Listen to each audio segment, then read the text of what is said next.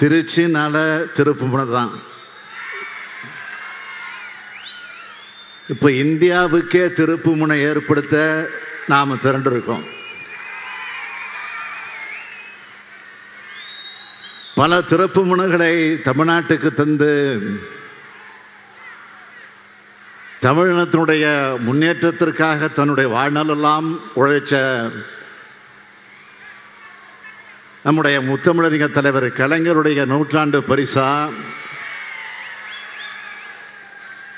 ஒரு மகத்தான வெற்றியை கொடுக்கிறதற்கான துவக்கமாக இங்கே நாம் திரண்டிருக்கிறோம். வெற்றினா எப்படிப்பட்ட வெற்றி? 40க்கு 40. எங்க சொல்லுங்க, 40க்கு 40 சொல்லுங்க, 40க்கு 40. நாம எழுத போற புதிய வரலாற்றுக்கு முன் தந்தை பெரியாரையும் பேரறிஞர் அண்ணாவையும் தலைவர் கலைஞர் அவர்களையும் வணங்கி இந்த பயணத்தை நான் தொடங்குகிறேன். மாநாடு போல் இந்த பரப்புரை கூட்டத்தை ஏற்பாடு செஞ்ச இந்த கூட்டத்திற்கு தலைமை தாங்கி கொண்டிருக்கக்கூடிய கழகத்தினுடைய முதன்மை செயலாளர் ஆற்றல் மிகு K.N. நேரு அவர்களே, மறுமலர்ச்சி திராவிட முன்னேற்ற கழகத்தினுடைய பொதுச் செயலாளர் என்னுடைய ஆருயிர் அண்ணன் வைகோ அவர்களே, கழகத்தினுடைய துணை பொதுச் செயலாளர் நாடாளுமன்ற உறுப்பினர் ராசா அவர்களே, கழகத்தின் கொள்கை பொறுப்பு செயலாளர் திராவிட முன்னேற்ற கழகத்தினுடைய மாநிலங்களுடைய தலைவர் திருச்சி சிவா அவர்களே, அமைச்சர் பெருமக்கள் ரகுபதி அவர்களே, தம்பி அன்பில் மகேஷ் பொய்யாமொழி அவர்களே, சிவசங்கர் அவர்களே, மெய்யநாதன் அவர்களே, மாவட்ட கழகத்தினுடைய செயலாளர்களே, காடுவெட்டி தியாகராஜன் அவர்களே, வைரமணி அவர்களே, செல்லபாண்டியன் அவர்களே, ஜெகதீஸ்வரன் அவர்களே, மாநிலங்களுடைய உறுப்பினர் அப்துல்லா அவர்களே, சட்டமன்ற உறுப்பினர்கள் பழனியாண்டி, சின்னதுரை, மாணிக்கம், பிரபாகரன், சவுந்தரபாண்டியன், முத்துராஜா, ஸ்டாலின்குமார், இனிகோ இருதயராஜா, கதிரவன் உள்ளிட்ட முன்னாள் இந்நாள் உறுப்பினர்களே, நமது இந்தியா கூட்டணியுடைய வெற்றி வேட்பாளர்களாக களமிறங்கி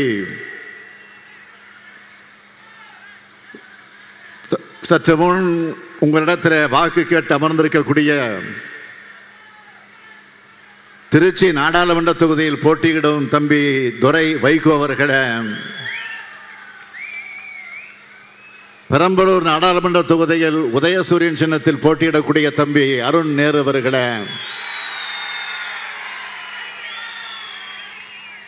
ஒருங்கிணைந்த திருச்சி மற்றும் பெரம்பலூர் மாவட்ட கழக நிர்வாகிகளே, உள்ளாட்சி பிரதிநிதிகளே, இந்தியா கூட்டணி கட்சியினுடைய நிர்வாகிகளே, தொண்டர்களே,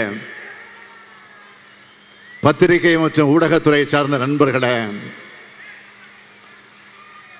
என் உயிரோடு கலந்திருக்கக்கூடிய தலைவர் கலைஞரின் உயிரினும் மேலான அன்பு உடன்பிறப்புகளே, உங்கள் அனைவருக்கும் வணக்கம்.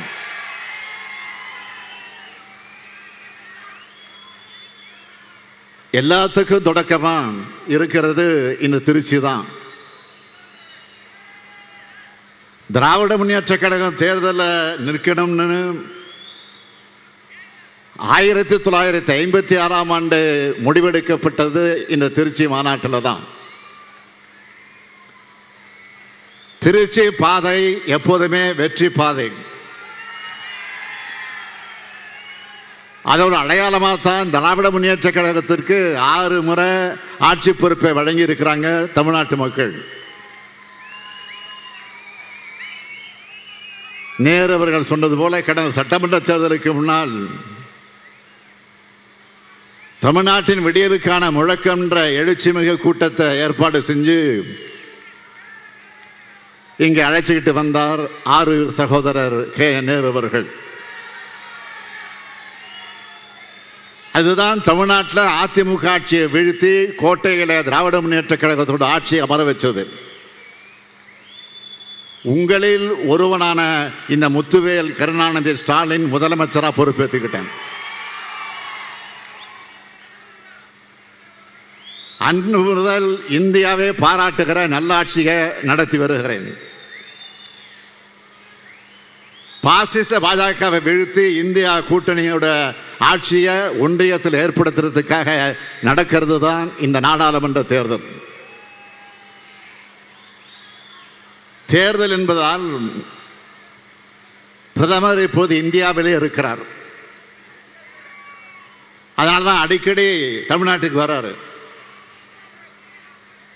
இல்லைன்னா பெரும்பாலும் வெளிநாட்டில் தான் இருப்பார். சமீபத்தில் சேலத்தில் உரையாற்றின பிரதமர் மோடி அவர்கள் தமிழ்நாட்டில் அவருக்கு செல்வாக்கு அதிகமாகிவிட்டதால் திமுகவினருக்கு தூக்கம் வரல அப்படின்னு பேசியிருக்கிறார்.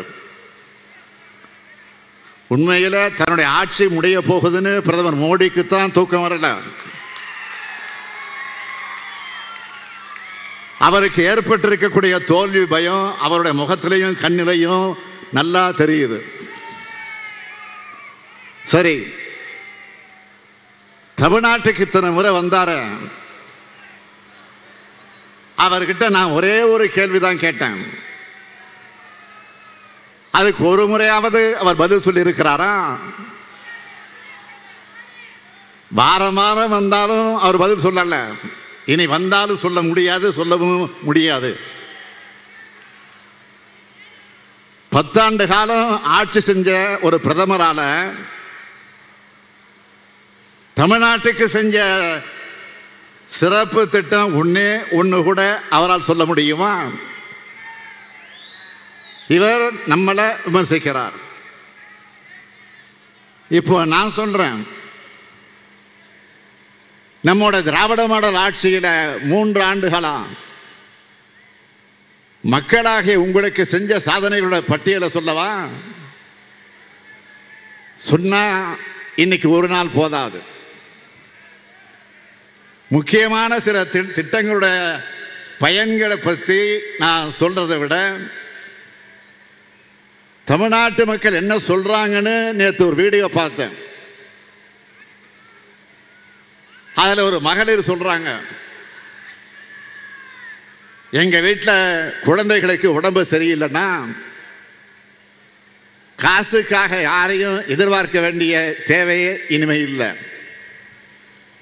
எங்க அண்ணன் ஸ்டாலின் கொடுக்கிறாரு 1000 ரூபாய் தாய் வீட்டு சீர் இருக்கு. இப்படி மாசம் மாசம் மாநிலம் முழுக்க 1,15 லட்சம் குடும்பங்கள் மகிழ்ச்சியா இருக்காங்க. அடுத்து விடியல் பயணம் திட்டம் பத்தி பேசுறாங்க. ஸ்டாலின் சார் பஸ்ல போய் 4 மாசமா இலவச பயணம் செஞ்சு கம்ப்யூட்டர் கோர்ஸ் முடிச்சு இப்போ வேலைக்கு போறேன். காஞ்சிபுரம் மாவட்ட சகோதரி ஒருத்தர் மகிழ்ச்சியோடு சொன்னாங்க. இந்த மாதிரி மாநிலம் முழுக்க இதுவரைக்கும் மகளிர் மட்டும் 445 கோடி முறை பயணம் செஞ்சிருக்காங்க. அடுத்து திருப்பூர் மாணவி ஒருத்தர் பேசுறாங்க, ஏழ்மையான சூழல்ல அரசு பள்ளியில் படிச்சு கல்லூரிக்கு வந்த எனக்கு அப்பா மாதிரி ஸ்டாலின் ஐயா 1000 ரூபாய் தராருன்னு சொன்னார். இப்படி மாநிலம் முழுக்க 4,81,075 மாணவிகள் புதுமை பெண் திட்டம் மூலமாக பயனடைகிறாங்க. அடுத்த வீடியோவில் எப்பவாச்சும் வீட்டில் சாப்பிடுவேன். காலையில் அம்மா வேலைக்கு போயிடுவாங்க, நான் ஸ்கூலுக்கு வந்துடுவேன். இப்போ ஸ்கூல்லையே ஸ்டாலின் தாத்தாவோட காலை உணவு திட்டத்தில் சாப்பிட்டுட்டு இருக்கேன் அப்படின்னு சிரிச்சுக்கிட்டே அந்த குழந்தை பேட்டி கொடுக்குது. அந்த மாதிரி தமிழ்நாடு முழுக்க 16 லட்சம் குழந்தைங்க காலை உணவு திட்டத்தில் சாப்பிடுறாங்க. அடுத்து கொரோனா காலத்தில் பள்ளிக்கு போகாம ஏற்பட்ட இந்த கேப்ல 10 வரைக்குமான எண்களை கூட மறந்துட்டு இருந்த குழந்தைகள் இப்போ எண்கள் எழுத்துக்களை நல்லா வாசிக்கிறாங்க. இதை தன்னார்வலர் ஒருத்தர் சொன்னார். அதுக்கு காரணமான இல்லந்தடை கல்வி திட்டத்தில் இதுவரைக்கும் 24,86,000 மாணவர்கள் பயனடைந்திருக்கிறாங்க. இன்னொரு கல்லூரி படிக்கிற தம்பி பேசுறாரு, வேலைக்காக நாங்க எக்ஸ்ட்ரா கோர்ஸ் படிக்கணும்னா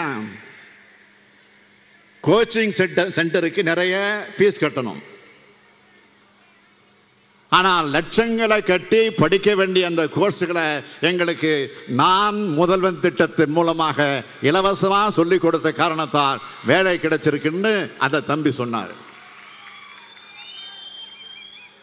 இப்படி 2 ஆண்டுகள்ல 28 லட்சம் இளைஞர்கள் நான் முதல்வன் திட்டத்தில் பலனடைஞ்சிருக்காங்க. அடுத்து மக்களை தேடி மருத்துவ திட்டம்.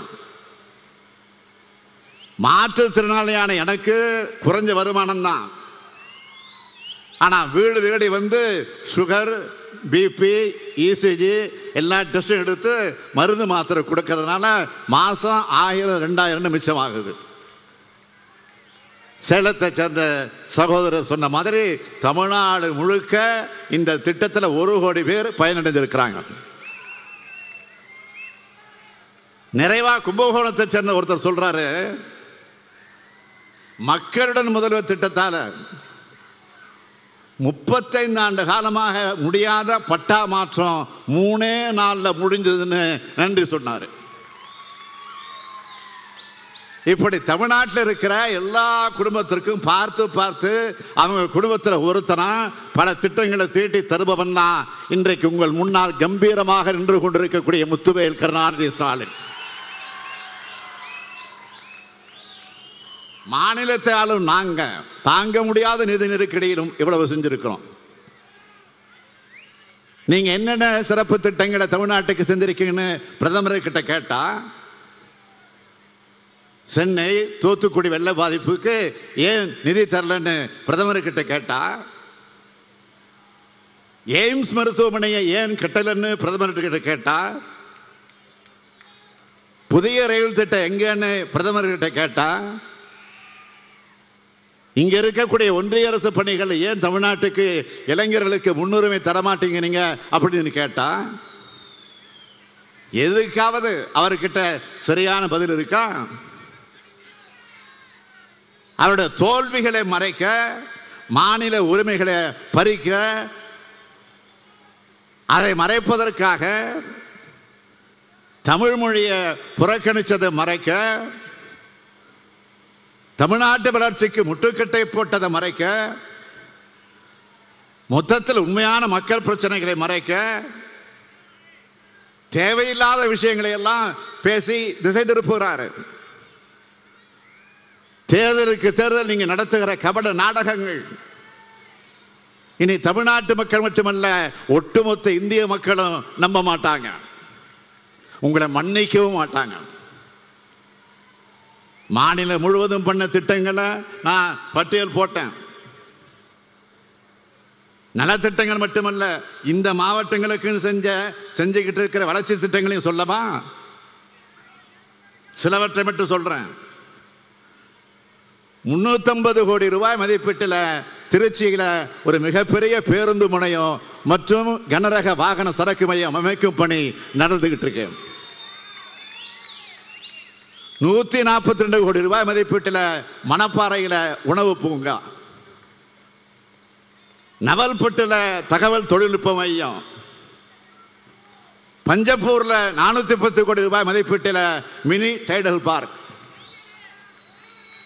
110 கோடி ரூபாய் மதிப்பீட்டில் திருச்சியில மகாத்மா காந்தி நினைவு அரசின மருத்துவமனைக்கு புதிய கட்டடங்கள் ஆகிய பணிகள் வேகமாக நடந்துகிட்டு இருக்கு. இன்னும் பல திட்டங்கள், குறிப்பாக திருச்சியில இளைஞர்களுக்காக உலகத்தரத்தில் ஒரு ஒலிம்பிக் அகாடமி, புதுக்கோட்டையிலே புதிய பேருந்து நிலையம், 40 கோடி ரூபாய் மதிப்பீட்டில் கரூர் பேருந்து நிலைய கட்டுமான பணிகள் பட்டியல் நீளமா இருக்கு. அடுத்து இங்கே தம்பி வேட்பாளர் துரைவைக்க சொன்னது போல நேற்று முன்தினம் வெளியிட்ட தேர்தல் அறிக்கை, அதை பற்றியும் சொல்லணும்.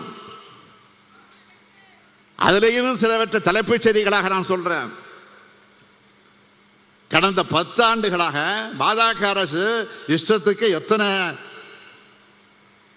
பெட்ரோல் டீசல் மற்றும் சமையல் சிலிண்டர் விலையை குறைக்கப்படும் என்று எத்தனை பேர் சொல்லி ஏமாத்தினாங்க. தமிழ்நாட்டு ஏழை எளிய மாணவர்களின் உயிரை பலி வாங்கக்கூடிய நீட் தேர்வு ஒழிக்கப்படும். மாநிலங்களுடைய உயிர் மூச்சா இருக்கிற நிதி உரிமைக்கு வேட்டு வைக்கும். தற்போது ஜிஎஸ்டி முறை சீர்திருத்தம் செய்யப்படும். சிறுபான்மையின மக்களுக்கு எதிரான சட்டங்கள் ரத்து செய்யப்படும். ஒரே நாடு ஒரே தேர்தல்ங்கிற பேர்ல ஜனநாயகத்திற்கு சவக்குழி தோண்டக்கூடிய முயற்சி நிறுத்தப்படும். உலக பொதுமுறையான திருக்குறளை தேசிய நூலாக அறிவிக்கப்படும். ஒன்றிய அரசு பணி தேர்வுகள் ஒன்றிய அலுவலகங்களில் தமிழ் மொழியில பயின்ற நமது இளைஞர்களுக்கு இடம் உறுதி செய்யப்படும். அது மட்டுமல்ல, இந்த பகுதி மக்களுக்காக பொன்மலை ரயில்வே பணிமனைய ரயில் பெட்டி தொழிற்சாலையா மாற்ற நடவடிக்கை எடுக்கப்படும். ஆத்தூர் ரயில் நிலையம் முதல் பெரம்பலூர் ரயில் நிலையம் வர புதிய அகல ரயில் பாதை அமைக்க ஆவணம் செய்யப்படும். நம்முடைய அமைச்சர் தம்பி மகேஷ் அடிக்கடி கோரிக்கை வைக்கக்கூடியது என்னன்னா கேட்டீங்கன்னா, தேசிய நெடுஞ்சாலையில் பால் பண்ணை முதல் துவாக்குடி வர உயர்மட்ட சாலை அமைக்கப்படும். அது மட்டுமல்ல, தேர்தல் அறிக்கையில சொல்லாத ஒன்றையும் இங்கே ஒரு வாக்குறுதியாக கொடுக்க விரும்புகிறேன். அந்த உயர்மட்ட சாலை அமைப்பதோடு அணுகு சாலையும் அமைக்கப்படும். இப்படி மக்களுக்கான திட்டங்களை சிந்தித்து செயல்படுத்த அளவிற்கு பாடுபடக்கூடியவர்கள் தான் நாம். ஆனா தமிழ்நாட்டில் சொல்றதுக்குன்னு எதுவுமே இல்லாத ஆட்சியை நடத்தினவர் தான் நம்முடைய பாரத பிரதமர் நரேந்திர மோடி அவர்கள். அவரால் சாதனைகளை சொல்ல முடியல. மேடைக்கு மேடை என்ன சொல்றாரு? 10 ஆண்டு நான் ஊழலற்ற அரசாங்கத்தை நடத்துறேன்னு சொல்றாரு. பாஜக ஆட்சியில் நடந்த ஊழல்களை பற்றி நாம மட்டுமல்ல, நாடு முழுக்க கேள்வி கேட்டாலும் அவரால் பதில் சொல்ல முடியல. இந்த 10 ஆண்டு ஆட்சியில ஊழல்கள் ஒன்றா ரெண்டா நான் எடுத்து சொல்ல, அதுக்கு இமாலய எடுத்து காட்டுதான். இந்திய ஜனநாயகத்துக்கு அழிக்க முடியாத அவமானத்தை ஏற்படுத்தி இருக்கக்கூடிய தேர்தல் பத்திர ஊழல். கடந்த 5 ஆண்டுகள்ல இடி, ஐடி, சிபிஐ இப்படிப்பட்ட ஒன்றிய அரசோட அமைப்புகளோட பாஜகவோட கைப்பாவையா பயன்படுத்தி அவங்களை ரைடுக்கு அனுப்புறது. அப்புறம் பாஜகவுக்கு நிதியா தேர்தல் பத்திரங்களை வாங்குறதுன்னு 8000 கோடி ரூபாய்க்கு மேல் வசூல் பண்ணியிருக்காங்க. வரலாற்றிலே இப்படி வசூல் நடந்ததில்லை. அது மட்டுமல்ல, சிஏஜி அறிக்கை வந்துச்சு. பாரத் மாலா திட்ட ஊழல், துவாரகா விரைவு பாதை கட்டுமான திட்ட ஊழல், சுங்கச்சாவடி கட்டண ஊழல், ஆயுஷ்மான் பாரத் திட்ட ஊழல், ஓய்வூதிய திட்ட ஊழல், HAL விமான வடிவமைப்பு திட்ட ஊழல், 7 லட்சம் கோடி ரூபாய்க்கு முறைகேடு நடந்திருக்கிறதாக சிஏஜி அறிக்கை வெளியிட்டுச்சு. அந்த அறிக்கை மேல தக்க நடவடிக்கை எடுக்க வேண்டிய ஒன்றிய அரசு அது பற்றி வாய் திறக்கல. தேர்தல் பத்திர மாதிரியே இன்னொரு நிதியும் வசூல் பண்ணியிருக்காங்க. அதுவும் PM கேஷ் ஃபண்ட்ஸ் அதுக்கு பேர் வச்சாங்க. அப்படி ஒரு பேரை வச்சு அதை வசூல் பண்ணியிருக்காங்க. அது பத்தின அத்தனை ரகசியங்களும் ஜூன் மாதம் இந்தியா கூட்டணி ஆட்சிக்கு வந்ததும் அம்பலமாக போகிறது. அதே மாதிரி ரஃபேல் ஊழல், அதனுடைய ரகசியமும் நிச்சயமாக வெளியே வரும். இப்படிப்பட்ட ஊழல் ஆட்சியை நடத்தின பிரதமர் நரேந்திர மோடி அவர்களை ஊழலை பத்தி பேசலாமா? பாஜக ஊழல்களை மறைக்க நேற்று இரவு டெல்லி முதலமைச்சர் அரவிந்த் கெஜ்ரிவால கைது செஞ்சிருக்கிறாங்க. என்ன காரணம்? பாஜகவோட தோல்வி பயம் தான் ஒரே காரணம்.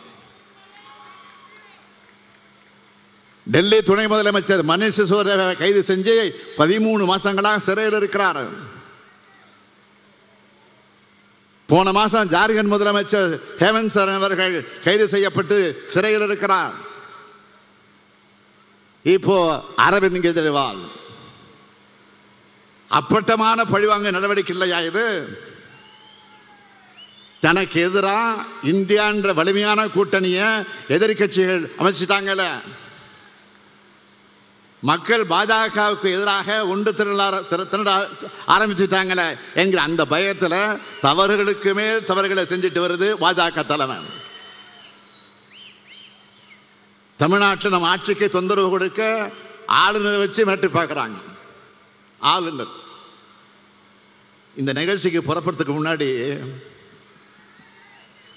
நம்முடைய அமைச்சர் பொன்முடிக்கு பதவி பிரமாணத்தை எடுத்து வச்சு தான் நான் வந்திருக்கிறேன்.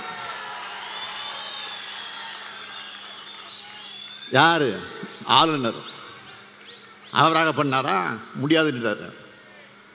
நாங்கள் விடுவோமா? திமுக காரங்க நாங்க.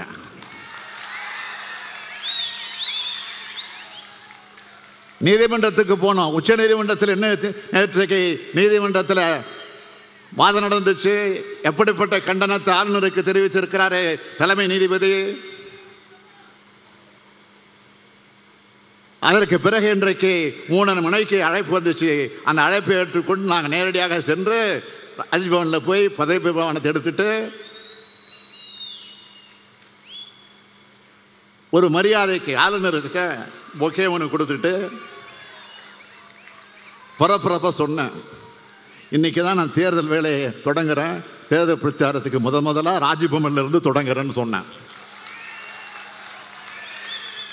அவர் ஒன்று சொன்னார், பெஸ்ட் ஆஃப் லக் அப்படின்னு சொல்லி அனுப்பிச்சாரு. ராஜ்பவன்ல இருந்து தொடங்கி இருக்கக்கூடிய இந்த பயணம் குடியரசுத் தலைவர் மாளிகை வரைக்கும் போக போகுது என்பதற்கு இது ஒரு அடையாளம்.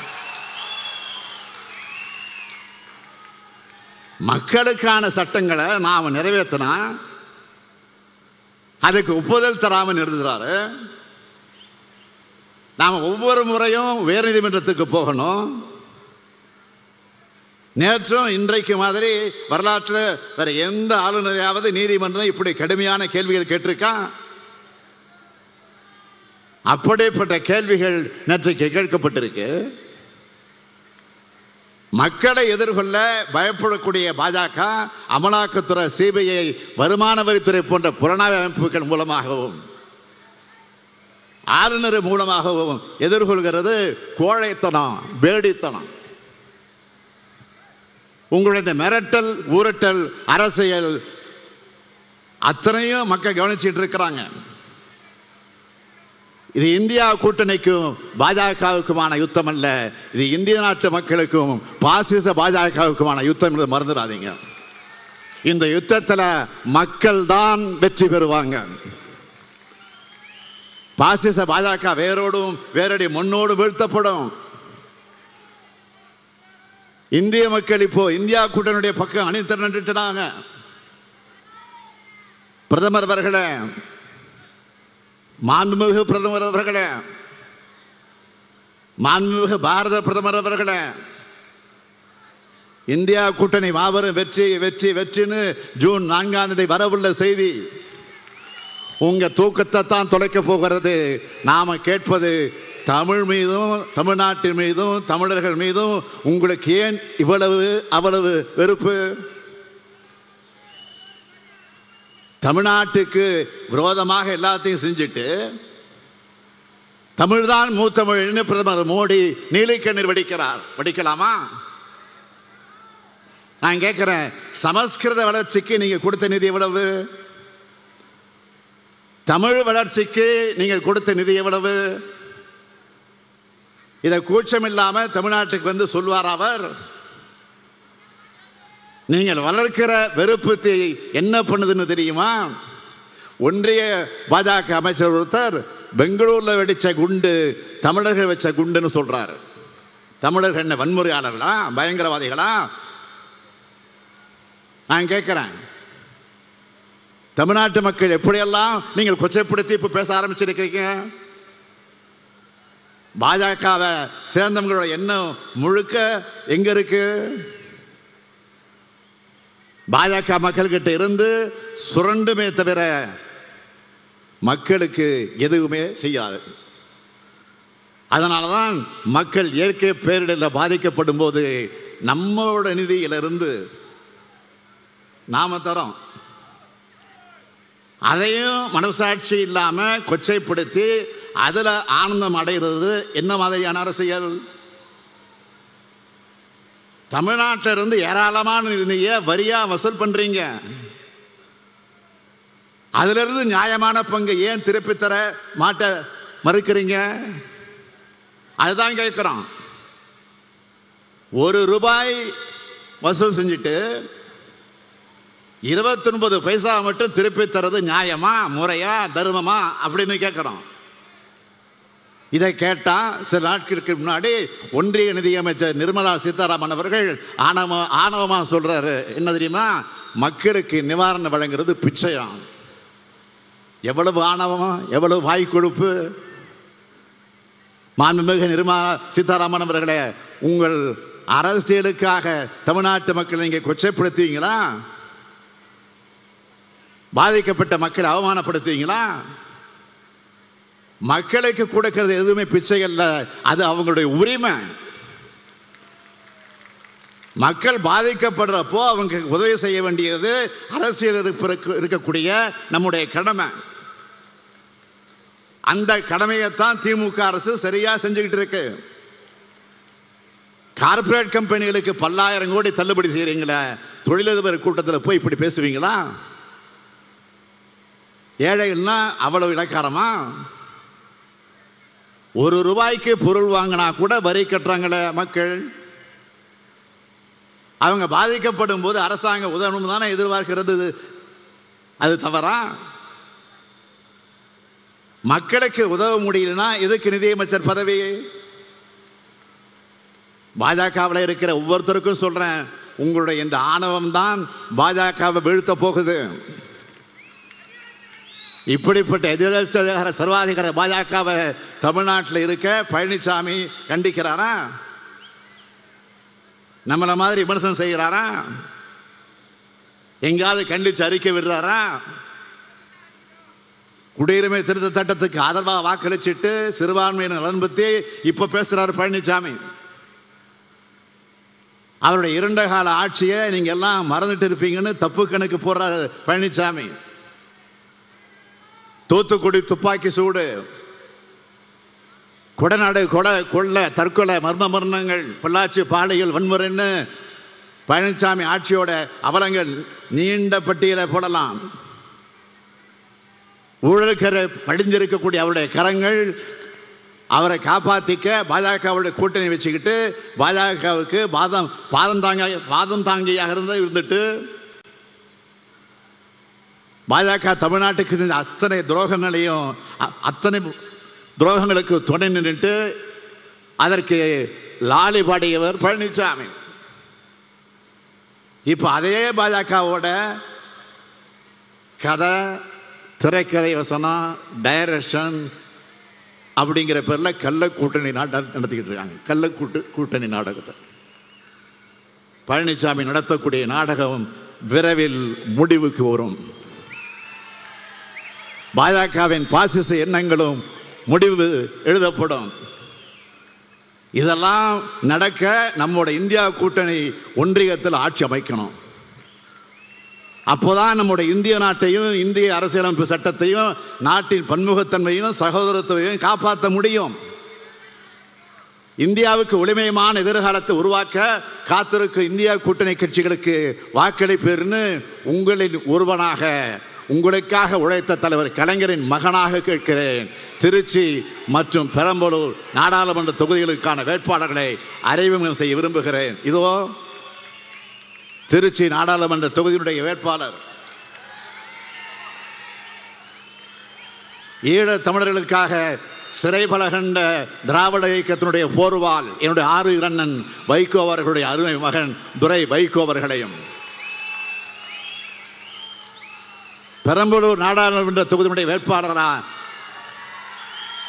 திருச்சிய தீரர்களின் கோட்டையா உருவாக்கின உழைப்பின் அடையாளம் என் ஆரோக்கிய சகோதரர் கே நேரு அவர்களுடைய மகன், அவருக்கு உதயசூரியன் சின்னத்தில் போட்டியிடக்கூடிய அவருக்கு அருள் நேரு அவர்களுக்கு நீங்கள் ஆதரவளித்து வெற்றி பெற செய்ய வேண்டும் என்று வேண்டுகோள் வைத்து அந்த இரண்டு சிங்கங்களையும் உங்களிடத்தில் நான் ஒப்படைக்கிறேன். அவங்களுக்கு பெரும்பான்மையான வாக்குகள் அளித்து உங்களுடைய குரலா, உங்களுடைய பிரதிநிதிகளா இந்த 2 இளம் சிங்கங்கள் நாடாளுமன்றத்திற்கு அனுப்பி வைக்க வேண்டிய கடமை, ஜனநாயக கடமை உங்களுக்கு இருக்கு. இந்தியாவை காக்கும் வெற்றி பயணத்தை திருச்சியிலிருந்து தொடங்குகிறேன். புதிய ஆட்சியை ஒன்றியத்தில் அமைப்போம், ஒளிமயமான இந்தியாவை உருவாக்குவோம். ஏப்ரல் 19ஆம் நாள் நீங்கள் அளிக்கிற வாக்கு புதிய இந்தியாவை உருவாக்கக்கூடிய வாக்காக அமையும். திருச்சியின் வெற்றி வரலாறு துவங்கட்டும், துவங்கட்டும், துவங்கட்டும். நன்றி, வணக்கம்.